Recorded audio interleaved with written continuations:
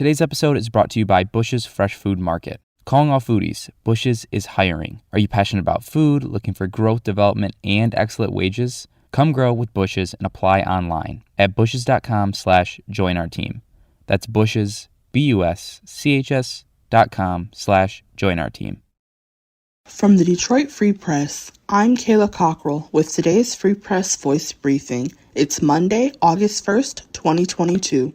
The Mopop Festival settled into its new home at Hart Plaza on Saturday, filling downtown Detroit with an eclectic array of sounds on the riverfront. British band Glass Animals closed out Saturday's bill with an jubilant 75-minute 13-song set, drawing heavily from the hit album Dreamland. The much-awaited performance by Dave Bailey and company was marred only by a conspicuously subdued sound mix, soft enough that it was easy to hear fan conversation several feet away.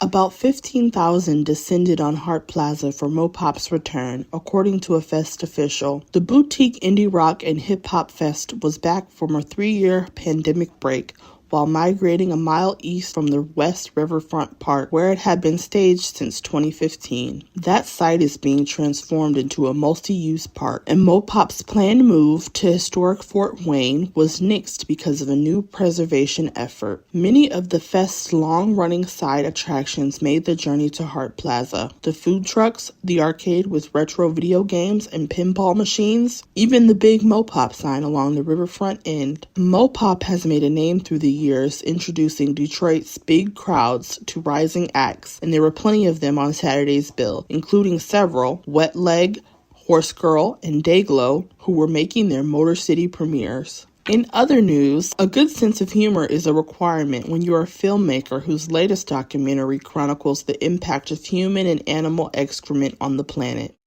Tory Hale, who teaches at Michigan State University, mixes comedy and science in Shit Saves the World, which arrived in early July on Amazon, iTunes, and other streaming platforms. Its poster playfully calls it the #2 documentary on the planet. In the film, Hale gives history, biology, and fun facts about, well, poop, along with some serious information about health and environmental issues surrounding it. But this isn't an ominous look at the state of the earth. After seeing the movie, you might feel encouraged by the potential, documented by Hale through several examples, for turning waste into a renewable energy and resource.